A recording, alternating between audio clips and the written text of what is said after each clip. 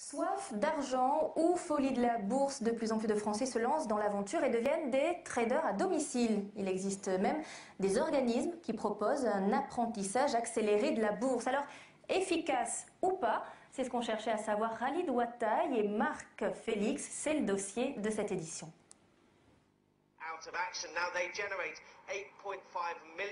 Tous les matins, le même rituel.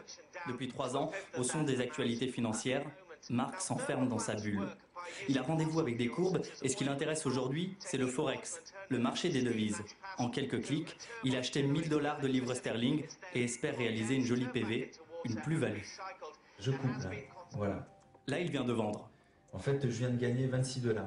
Mais c'est pas énorme, mais je préfère couper à 26 $ plutôt que j'allais en contre-tendance. Si Marc est prudent, c'est parce qu'il y a 3 ans, la bourse ne lui a pas fait de cadeau. La bourse, c'est pour elle qu'il a abandonné son poste d'employé de bureau. Sans formation, il voulait vivre le frisson du trading. Et après quelques semaines à peine, il a perdu toutes ses économies. 10 000 €. Je comprenais pas tout ça. Je comprenais pas. Donc je prenais des positions n'importe comment en fait. C'était au feeling, voilà. Au feeling, comme lorsque on va au casino. Voilà. Il est 7 h du soir à Tokyo. Pendant que les places financières se relèvent de la crise japonaise, Marc apprend, dans cet institut de formation, à gagner de l'argent quand tout dégringole. On sort, tout de suite, on sort. C'est bon. Vous prenez vos gains. Voilà, très bien. Vous avez gagné de l'argent, c'est très bien. C'est exactement ce qu'il faut faire. Bravo, Marc. Bravo.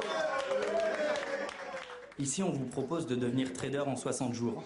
Comme lui, ils sont 11, anciens agriculteurs, boulangers ou encore chauffeurs routiers. Comme lui, ils vont bientôt vivre de la spéculation, et ce, quelle que soit la conjoncture. 2008, ça a été une fracture. D'accord ? On voit bien que les marchés ont amplifié la baisse, les marchés se sont retournés et ont inquiété tout le monde. En 2008, on a vu nos inscriptions augmenter, paradoxalement, parce que les gens qui voulaient continuer à être sur le marché ou qui voulaient profiter de la baisse des marchés financiers ont compris qu'il fallait s'instruire et avoir une méthode pour gagner en bourse, même quand le marché baisse. Pourtant, même si on découvre ici quelques ficelles du métier,